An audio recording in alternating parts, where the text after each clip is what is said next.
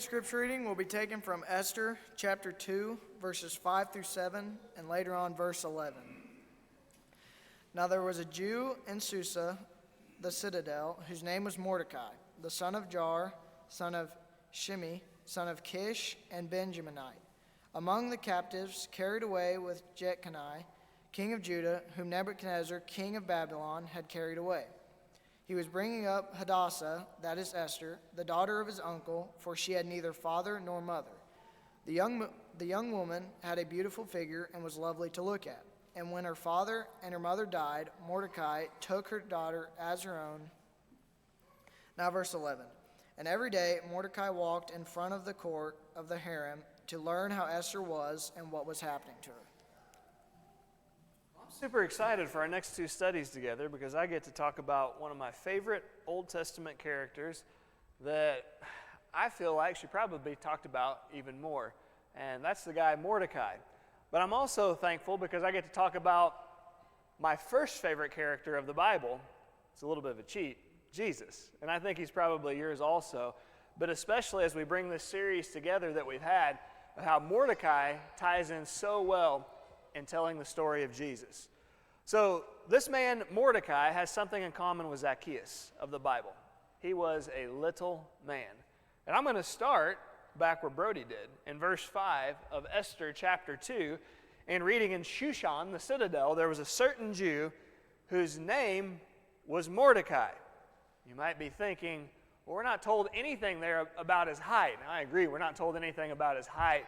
However, his name in the Hebrew literally means little. And it may not be that it has any reference to his stature, but it could just be kind of a prophecy, if you will, of how he would view himself. Even though he would be an important, prominent character, he would see himself as little or be filled with humility. And we were talking in our Bible class, Robbie, about the God of heaven and how he's the Almighty. He cannot fit, we didn't say this, but this is part of it. He's so big he cannot fit in the heaven of heavens. And yet we find that the fullness of God was contained in such a little vessel. The glory of God was contained in the inglorious appearance of a human being. The richest person to ever live would live as the greatest of peasants because of how little he viewed himself. He who himself is life would experience death because of how little he saw himself. And people would view him so little that they would ascribe to him the worst death that anyone would ever experience. The two little guys, the little guy of the Old Testament and the little of the New. In the case of Mordecai, he was a Jew with royal connection, at least in name. And let me explain that one to you. Returning to chapter 2 in the 5th verse, so in Shushan, the citadel, there's a certain Jew whose name is Mordecai. He's the son of Jair, the son of Shimei, the son of Kish. Those are all prominent characters, but the strange part of this is I don't know that any of them are the ones that we think of. We're familiar with these names. Jair being a judge, Shimei having a connection to the royal families. But Kish, whenever you read of Kish, a Benjamite, who comes to mind there? History of Israel. He has a very important son, doesn't he?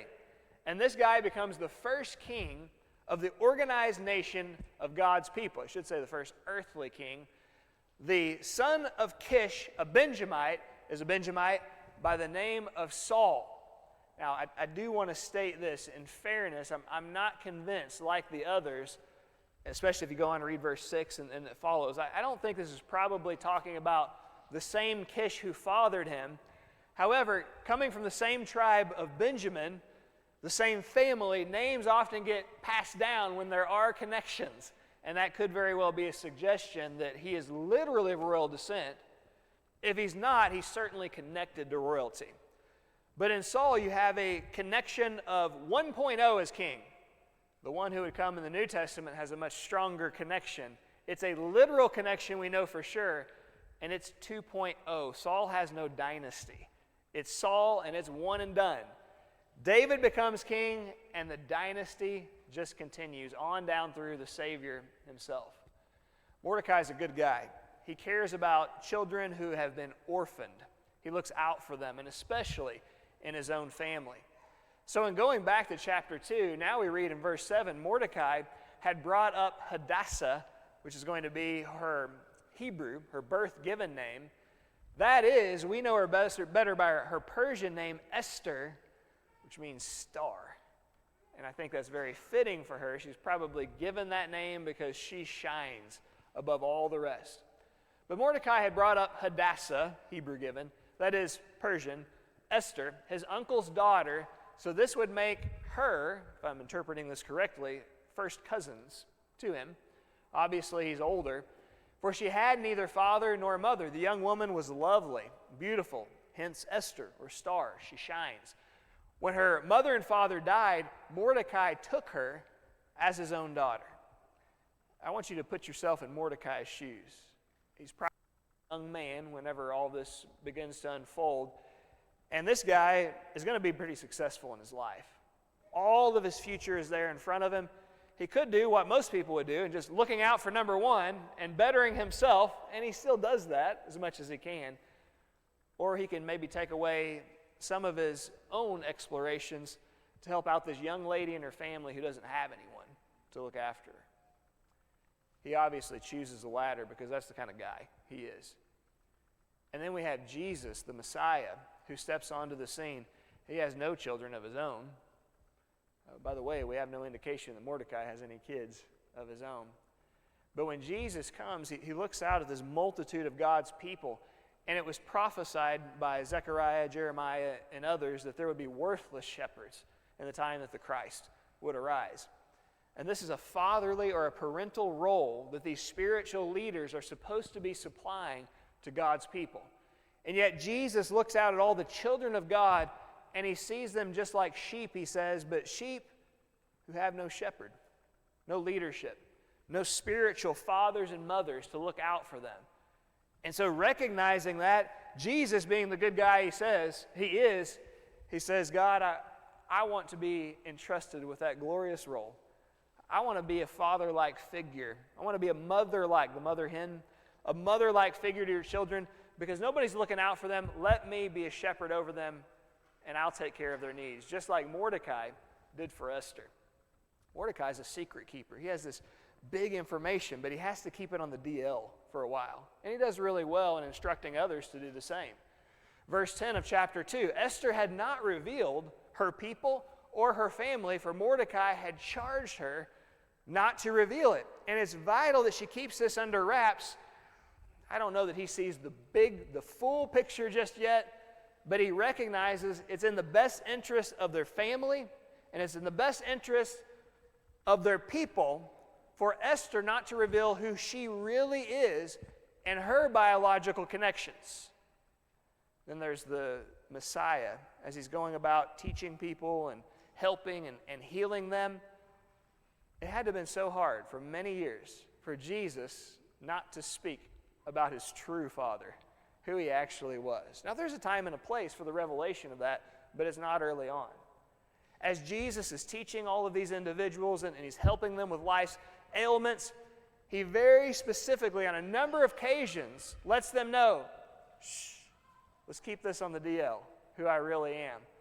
We know who you are. Some people believe and they start to recognize, he's the Christ. Don't tell anyone, he says. The time will come, but it's not right now. We have to keep this family and this prophecy a secret for the moment.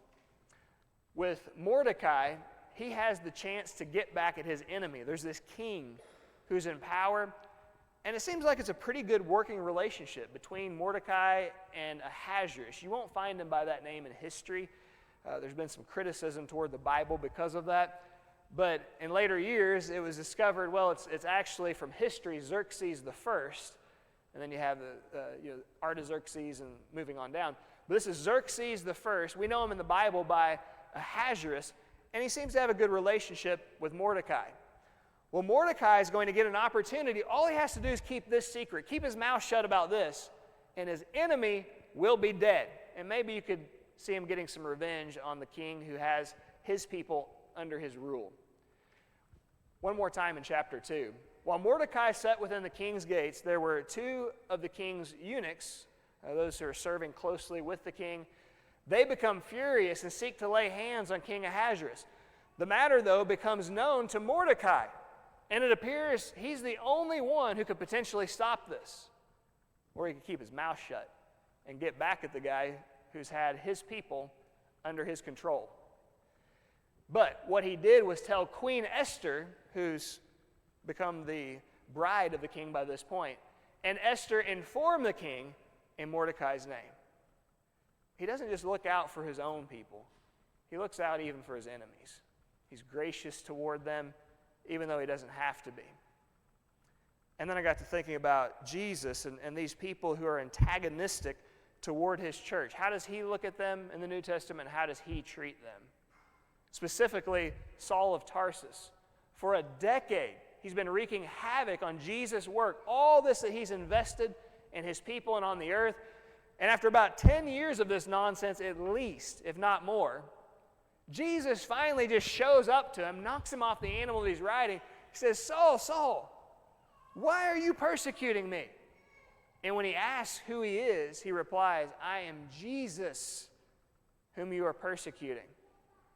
But instead of giving them the punishment and taking him out of his life as he should have, instead he extends to his enemy grace, and he brings him on board with him. I think of the jailer of Philippi, the very one who's laid these licks, and now these wounds are found on Paul and Silas, and here they are inside of the prison, and God's had enough of it. And he sends this earthquake and sets all the prisoners free. And the prisoner, when the guard, when he realizes what's happened, he pulls out his sword and he's about to commit suicide. But Paul and Silas haven't run away. They said, don't hurt yourself. We're still here. He doesn't understand. Well, I just hurt you. And you could have gotten away. Why didn't you leave? But he comes in shaking before them, and he falls in front of them, and he says, whatever you got going on, that's exactly what I need too. And they let him know, well, that's good, because Jesus doesn't want to hurt you for the hurt you brought. He wants to forgive you. He treats people just like Mordecai did in the book of Esther. Mordecai is invited to fall down before and to worship the most evil person, it would seem, in existence. This guy, as we cross into chapter 3 in the first two verses, his name is Haman. You might see it as a contraction of like hangman, something to come. But Haman, King Ahasuerus, he promotes him. He advances him above all the princes. And all the king's servants bowed down before and paid homage to Haman. That's more than respect. They worship this guy because that's actually the commandment that the king has given concerning him. Everyone's doing this but one guy. Mordecai refuses. He puts down his foot. He would not bow down to him. He would not pay homage. I don't have any doubt that if Mordecai would have given in, he probably could have risen up the ranks even more than what he already has in the king's gate. But he doesn't care what that means for him. He says, I will not do it because I am a Jew. I belong to the one true God of heaven, and he alone is worthy of worship. Jesus, during his most intense tribulation to date, I think there's a greater one probably that comes later, he's given a grand invitation. The most evil person in existence stands before him. And he takes him up on this exceedingly high mountain. He shows him all the kingdoms of the world. And he says, I'll be glad to help you rise up the ranks. I can do this for you. There's only one thing you have to do. What everybody else has done when I've offered them things. Just fall down before me. Serve me. Jesus puts his foot down. He says, I don't care what it means. I'm a Jew. And I serve the God of heaven, and he's the only one that I worship. Unthinkably, Mordecai is looking at the extermination of his whole nationality. I mean, can you imagine? One day all the Americans are here, and the next day all the Americans are gone. And that's what he's seeing eye to eye here. Chapter 3, verses 5 and 6. Haman, when he saw that Mordecai is the only one who does not bow down before him or pay him homage, he is filled with wrath. But he disdained to lay hands on Mordecai alone. For they had told them of the people of Mordecai, and maybe repeated what it was that Mordecai has spoken. Hey, fall down before and worship him. Don't you know you'll be in trouble if you don't? No. I'm a Jew. Insinuating, well, Jews, true Jews don't have behavior like that. Here Haman has his opportunity to get even with Mordecai, but in his greed, he's not satisfied with that. He wants all the people of Mordecai also to pay the price. So he seeks to destroy all the Jews throughout the whole kingdom of Ahasuerus, the people of Mordecai. And I feel like it's appropriate after we fairly recently had a sneak peek into a book that we're going to be studying down the line in our adult class together, Revelation. In chapter 12, Revelation 12, there's this ugly creature that the Bible describes as a dragon. And we know from lore what it is that a dragon could do, breathing out fire and destroying villages. Well, this dragon goes chasing after this little child. This woman has this very special male baby. And that male baby was supposed to rule all the nations with a rod of iron. Now, who do you think that would be? This child's born, and the dragon, Satan, the most evil being, he goes after this problem he's always had, this thorn in his side. If he can just kill this child, he thinks. Then after a while, he recognizes, I could have more than that. And then we're told that he chases the woman. Now, you might recall from our discussion of that, the woman seems to represent not simply Mary, who gave birth to Jesus, in part, but not in totality, but the people of God, who brought along Jesus. And then afterward, the people of God who are serving Jesus. Satan's greedy. He wants the baby. He can't get the baby. He tries so hard. He fails in his efforts. So now he goes after the woman. He wants all the people that belong to the baby. And he has a plan for this. But prior to getting to that, Mordecai is upset when he learns about what's going to happen, potentially, to his people, understandably so. Chapter 4, verse 1, when Mordecai learned all that had happened, he tore his clothes and he put on sackcloth and ashes and went out into the midst of the city. He cried out with a loud and bitter cry. So it goes out in this city where there's so many people of the Lord, as he sees them passing around and through the gate, he can't help it. He just belts out and he mourns over what it is that's coming to them. Much like Jesus when he shows up for the final time in the greater Jerusalem area, and he's sitting up high on one of the peaks, and he looks out by himself over the city, and the Bible tells us he's a grown man, but he more than cries. He weeps over the city because he knows of the judgment that's coming to her.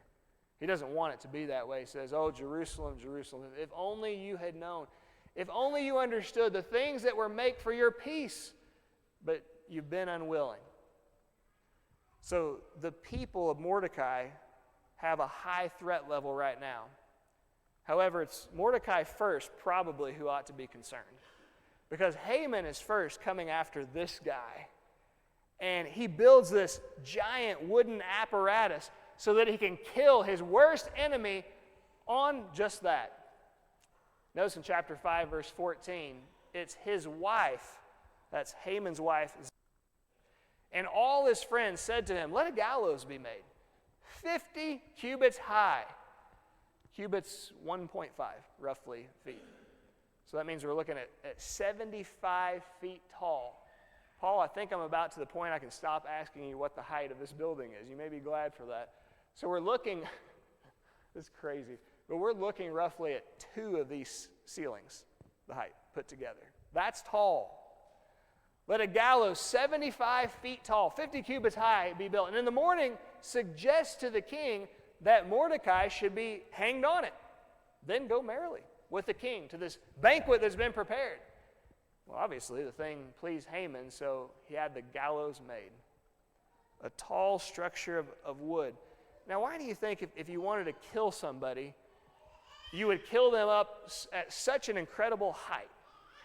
Matt, do you think maybe he didn't like riding roller coasters? Could that be what it is? I think it's something more than that. He wants to thoroughly embarrass him as he murders him. The worst the most evil being in existence, contriving an instrument of wood that can be used to execute the hope of Israel, not just to kill him, but to make it so that everyone can see and passing by can look down upon him, even though he's lifted high above him. Here's the irony in it, though. Haman ends up just building his own wooden apparatus to actually hang himself. Notice in chapter 7, verses 9 and 10, one of the eunuchs of the king named Harbona, I know I'm skipping just a little bit here of necessity, but it just so happens at this time the king gets very upset with his right-hand man, Haman. I mean, it's ugly.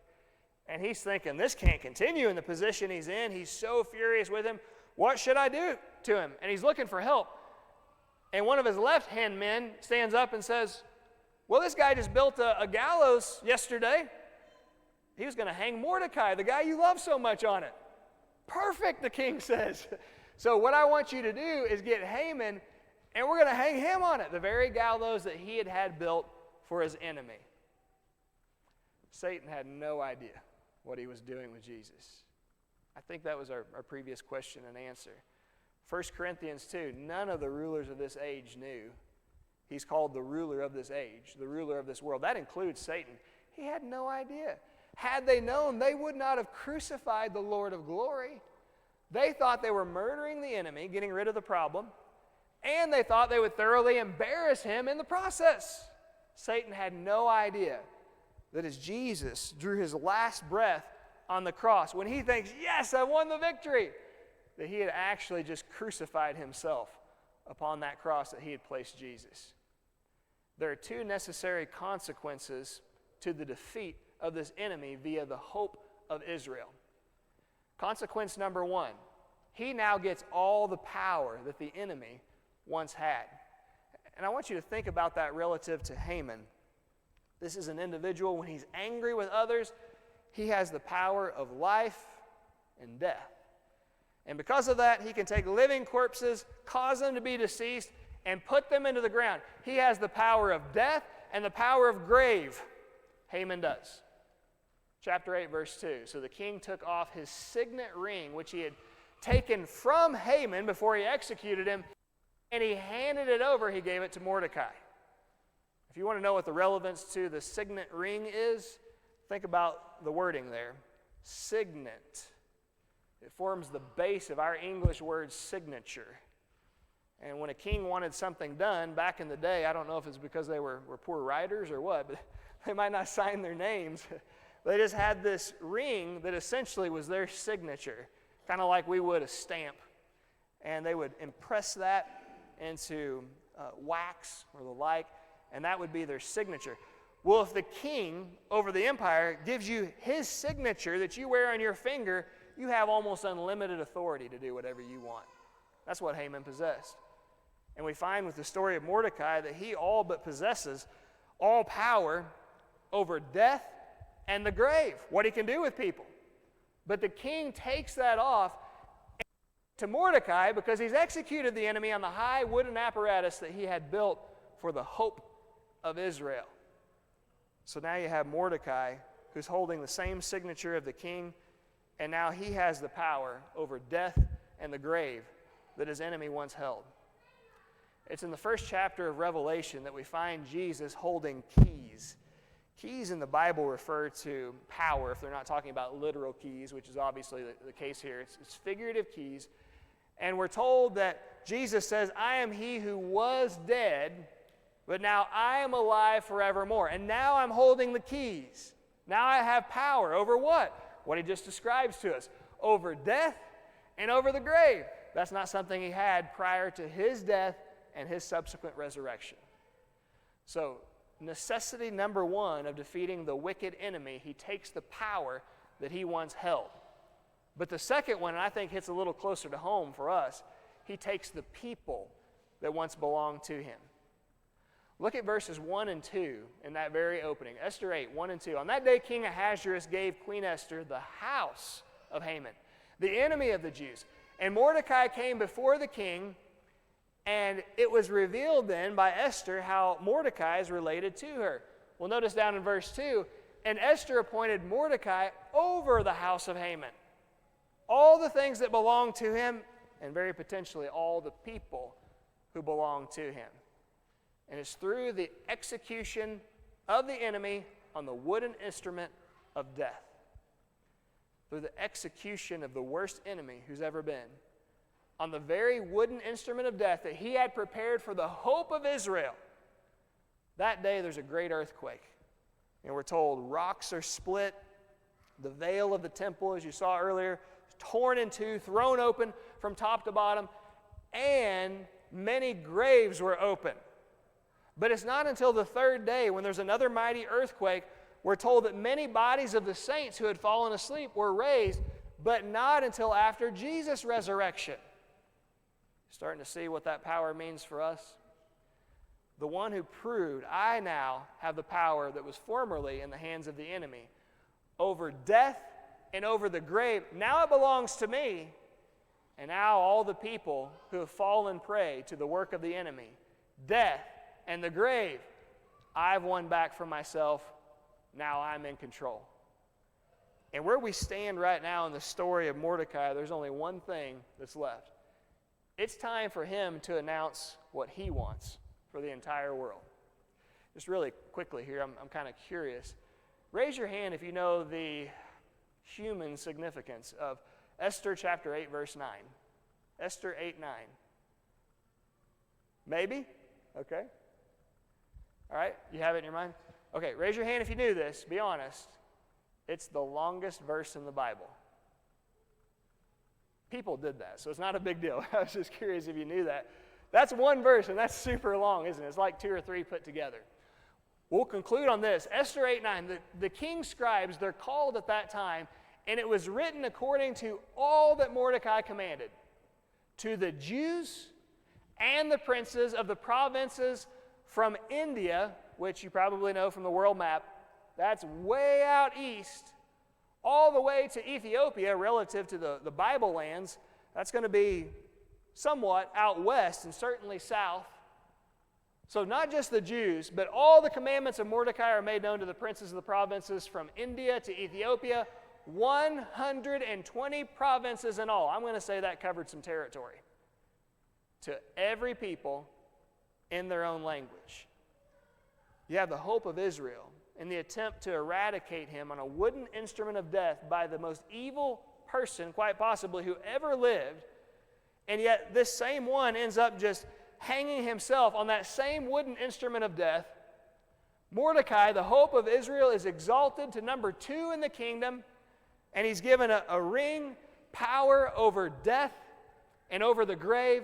He's given the people the house of the enemy, and now he makes his commandments known throughout all the world, not only to the Jews, but also to the Gentiles, and make sure that everybody can know about it in their own language.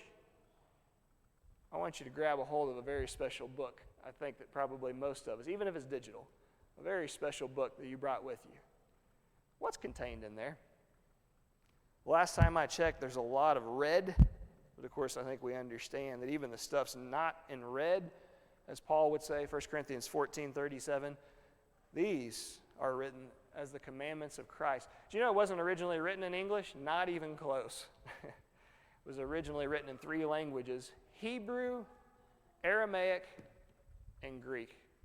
And then it was translated into Latin, translated into German, translated into Arabic, translated into French, translated into English, and every language in the world. The commandments of the chosen one, the hope of Israel, has been made known to all nations. And just prior to his ascending on high and sitting down at the right hand of the Heavenly Father, Matthew 28:18 through 20, he comes to his disciples and he says, I want you to understand something. All authority has been given to me. I am he who died. I was dead, but not anymore. Now I'm alive forever. And I can do the same thing for you. You know that evil guy who had the power of death and the grave, who is holding you captive? He doesn't have any power anymore. I took all of it from him, and now I have those keys. I have the power I'm holding in my hands.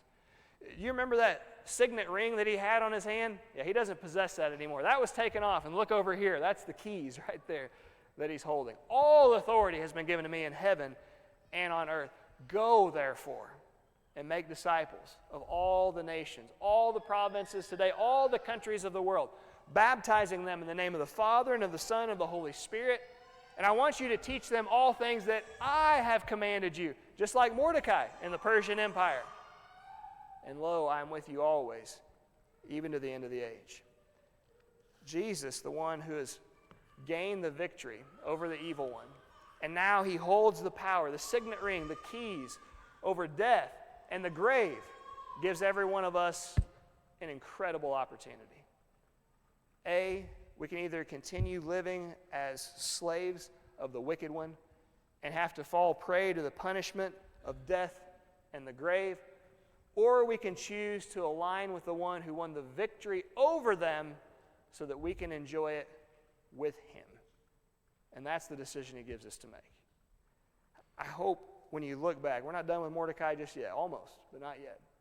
But when you look back at Mordecai, I hope you can appreciate more and see that Mordecai in the time of the Persians is Jesus in the time that we live right now. And the offer that God gave to his people through the hope of Israel, Mordecai, is exactly what he's accomplished in Jesus our Lord for you. He's laid two opportunities before you. Which one do you want to choose as we stand and sing together?